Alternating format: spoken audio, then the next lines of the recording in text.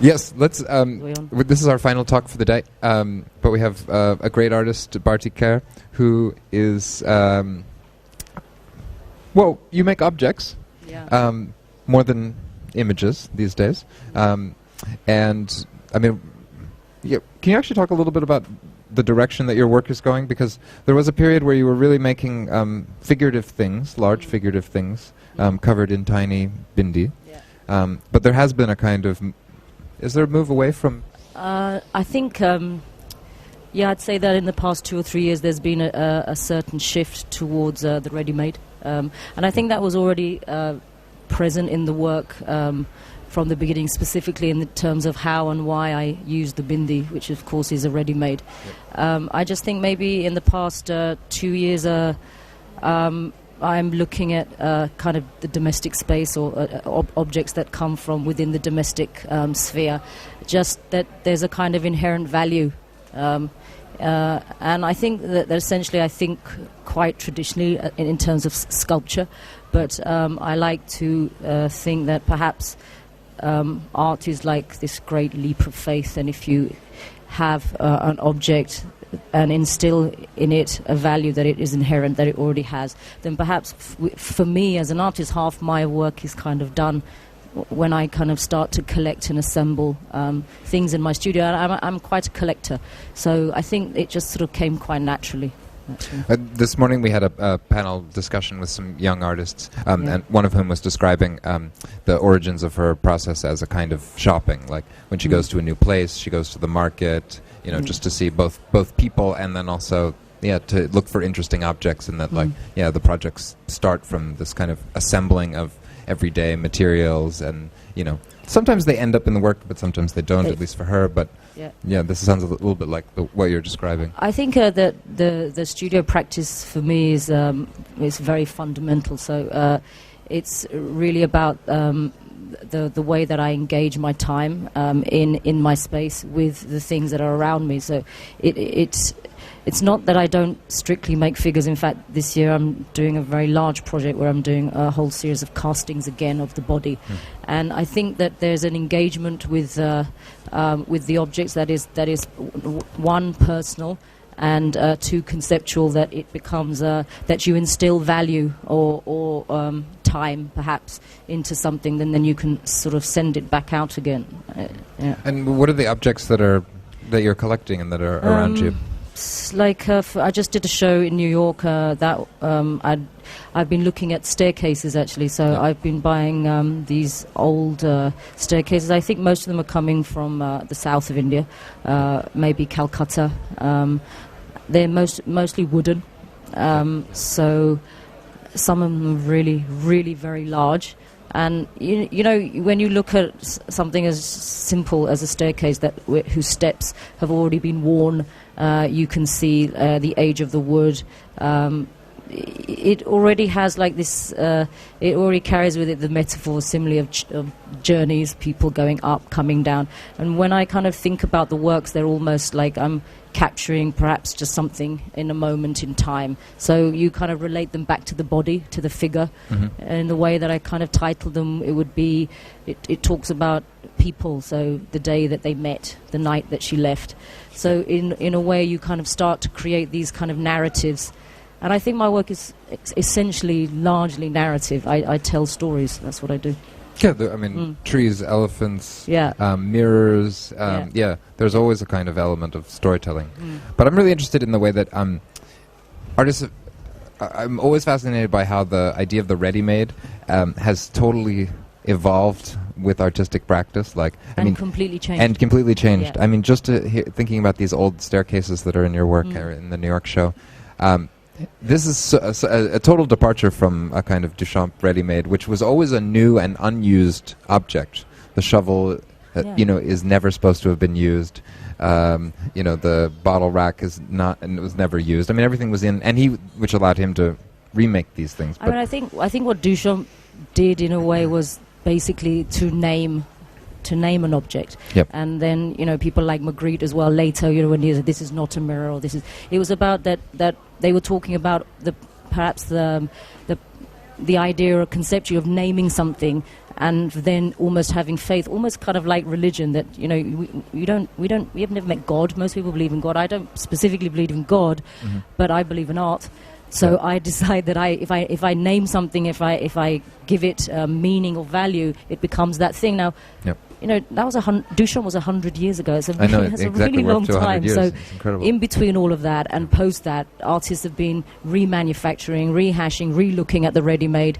And I think, I mean, yes, you understand and you respect the grandfather, but it's not that he's right. I mean, for you, it doesn't make sense that you would always then approach the work in your work or the idea of the ready-made in the same way.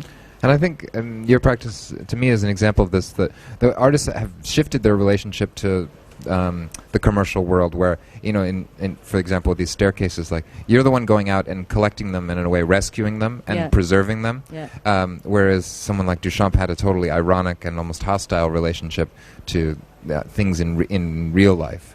I mean, I did another piece for the New York show, which was I bought 200 radiators from America, actually. And, you know, when I was looking at... I'm sitting in England one day, like, looking at a radiator, just thinking, wow, it kind of looks like this animal. And, I should get some radiators. So, you know, I started to search on eBay. And a great part of my practice is actually the research, and to sort of understand and learn about how or what this object is. So then I start to read plumbing magazines. I meet my plumber in England. We decide how we're going to do it. I find somebody in Singapore who can make these radiators all work. So I buy... this one man in Ohio has 135 radiators in his basement. Wow. So I buy them all, we ship them, we put them on a ship and a container, and we transport these objects to India. And then they sit outside my studio, and we move studios 3 times. They weigh 12 tons, and they're getting moved from here to there, and they're getting rustier. And everyone's like, what the hell are these bloody radiators doing outside? And I'm actually sort of going, well, I don't really know. I'm not sure yet. I'm just hauling around 12 tons of radiators. They're not talking to me yet. So eventually those radiators go back to New York, go back to America. So basically what's happening is... Are you buying carbon credits? Yeah. So what you're doing is just sort of... I didn't really have to do very much to them all at all. I kind of stacked them into a very formless cube. And... the work in itself is very physical, and it's almost they look like they're paintings. I mean, it's very painterly, and it kind of has this 19 sort of, you know, American 1960s kind of sculpture, very sculptural feel. Again, like what happens with the ready-made, it already has its come, and perhaps the journey that you give the work, that it then sort of travels. Bad carbon footprint, huh? Really bad. I get in trouble for this now. I don't care. No one will remember. No, but I'm interested also that my theory about what people find interesting and beautiful is that it's always the thing that is disappearing from our culture or dying, you know, or that is very rare. And there's something about this interest in material objects, or like old things with a kind of aura of history, just even if it's common history, like people walking up and down stairs or just using old radiators, like, you know, that is something that we're now drawn to visually as being something tangible, like, you know, while buildings are going up and coming down, you know, so much of these things are discarded. And it's interesting that artists are the people really at the moment who are both drawn to that, and that in a way that has become a kind of thing that we now can perceive as beautiful. You know, I think because that it's disappearing. What it is, maybe it's just this need to kind of to relook at the marks that human beings leave. So there's always this sort of thing. You know, a title of one of my shows was literally like "Leave Your Smell."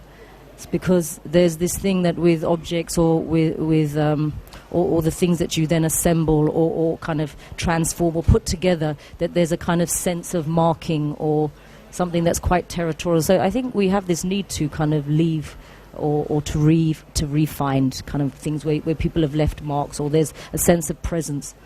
And I think it's strange, you can talk about presence without having any sort of people there. So an empty chair talks much more about the person than perhaps even the person, you know. Indeed. Yeah.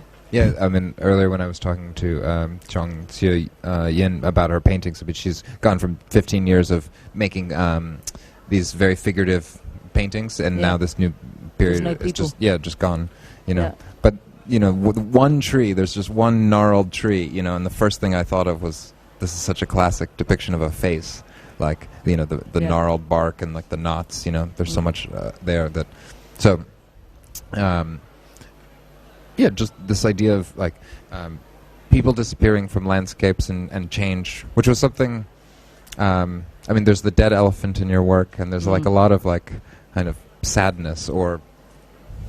Yeah, I think that if you or even the trees. Trees, yeah, the fallen tree, fallen elephant, dying elephant. Yep. I think by sort of by negating one thing, you bring out something somewhere else. So say something like the fallen tree. I mean, that's quite simply. It's not. It was actually based on a very small miniature from the Persian miniature from the 15th century, and it was a painting of the wak tree. And this tree was a legendary speaking tree.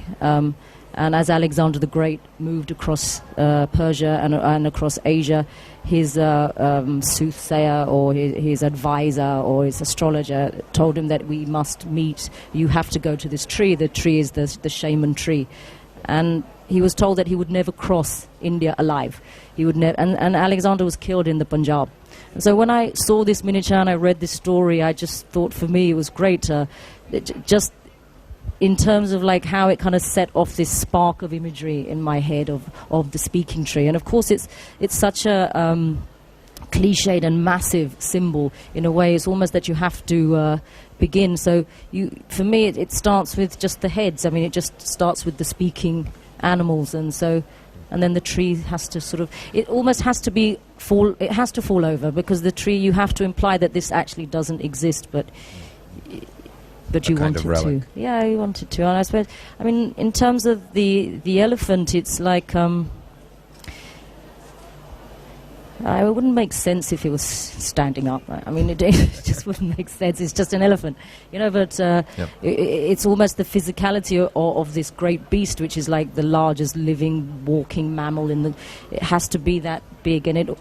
Just to understand what it is, that sense of collapse, because actually I've never seen an elephant like that in collapse. I mean, have you? I've never seen a dying elephant before, and it just made me think. It's in the same way that when I did the heart of the blue whale. Yep. So that was also like another thing. I was like, well, actually, I don't know what this looks like. So then that also becomes like a big research project, and you know, actually. Strangely, whales, if they do die, they will either sink to the bottom of the ocean, or if they're on land, within 2 hours, their internal organs combust because of the weight of the animal. So there are very, very few, if not any, photographs or excavate or anything of images of what actually the heart of a real heart looks like. Yeah, where'd the whale's heart come from? Where'd that idea come from? I think it was, after the elephant, then... It was like, now what? What do you do next? And then I wanted to think of something that perhaps wasn't there. Like I said, I think in my practice I push and pull between these things of the imaginary and what I can see and what I know or what I can hold. So I think it's a foil to the elephant in a way. Yep. Yeah. When I first started to see your work, it was maybe. Well, it was after the time that you'd moved back to India, but that your work was often talked about in terms of you were born in the UK and then moved back, and it was your work was really inscribed with this idea about like somebody's either rediscovery of their culture or but I don't feel that there's that same lack of settled. Your work feels settled now, and also it doesn't seem to think about that place anymore in a very specific sense, which I think I have never understood why anyone would. I don't understand. I don't like the word diaspora. I think it's a horror. I don't like it, and I don't think about where I am or who I am on a daily basis. I don't think anyone does. Yeah. So I think it's easy to. I think actually it's too easy a way to enter somebody's work to try and to perhaps presume that they're looking for a sense of identity or history. And most of the time, I'm more interested in what other people are like. I'm actually more interested in you, and then myself and my journey. I'm actually more interested in yours. And so most of my work is about you. And I always say that people think the women's sculptures that I make or all the figures that I make are me, and I'm like, no, they're not me. They're you. You know, because I'm not. For me, that's much more interesting. Yeah. I was kind of getting there with Luke Toyman's about like the ways in which artists are asked to sort of self-objectify themselves are, I find really strange, and in a way obviously unpleasant. Like everyone always pushes back about, do you have, the question of like, do you have a style? It's like, no, you're just who you are. Like, I think, actually, the work is there, so, I mean, it's there, so you see, everything's there for you to see. I mean, there's not really much left unexposed when you're practicing, actually. But how self-conscious are you about, like, say, the use of materials? No, I'm not self-conscious. I love materials. I mean, so I love all the materials that I use. That's why I use them all the time, and when I'm finished with them, I'll be finished with them. So I'm actually really excited to learn about new other ones. So, and for me, that's kind of a very physical process of the studio, because I like to touch and make things with my hands. And so, people ask me why are you an artist? And it's because I like to make things. Mm-hmm. I've been doing it since I was a kid, and I like making stuff with my hands. And there's all different kinds of making in your works. Yeah. I mean, there's fabricating, but then there's all this hand application, and then there's casting, and then more hand application, and breaking and reassembling, and I think it's just I like to feel that my physical presence somehow is almost like by touching, by being part of the work. It's almost like there's a transformation. It's all. I don't know, it's like magic. Making art is quite magical, actually. It really is really good. We're very lucky, actually, to be artists most of the time. Yeah. What's your studio practice like? And, what are your days like? And like yours, probably. I go to work every day. I go to the studio every day. Yeah. Yeah, about the same time. And, I actually even come home at the same time every day. My studio closes at 6:30. That's it. And there's a factory across the road that has the 1 o'clock lunch bell and the 1:30 dinner bell and the 6:30 closing. And we all, my studio now runs on those bells. So everyone goes, closing time. And we all go home. It's quite which is a relief for everyone, I imagine. Yeah, they love it. I have kids, so I go home every day. Yeah, you have to. Yeah. And the research process, I mean, do you work from show to show, or are you, can always... researching and producing? My studio's like it's cooking. It's always cooking. Okay. Yeah. So there's always something to be pulled out if you need to. Yeah, there's always lots of things going on at the same time, and then usually when I make an exhibition, I work for the space.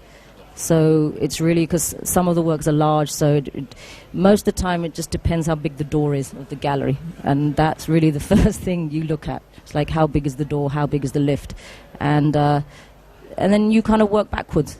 The studio's always working at something. So there's a lot of projects at different stages. Like maybe the radiator work went on for six years, and eventually you find the right space, the right place where we can take the weight and it works, and then the whole show kind of grows around that. The right person is willing to ship 12 tons of radiators to New York. The gallery who can just go, do it. Yeah. So that show closed in New York, but a month ago. Yeah. Yep, but. The rest of the year, where else will we get to see your work? Kiev now. That opens next week. Yep, great. And Parasol unit in London, September. Excellent. All right. Well, we look forward to it. Thank you, Bharti. Thanks. And thank you, everyone. That concludes our afternoon of talks here at Art Asia Pacific. But we'll do more Guerrilla talks tomorrow, 1 o'clock. Please come on by. Thank you again.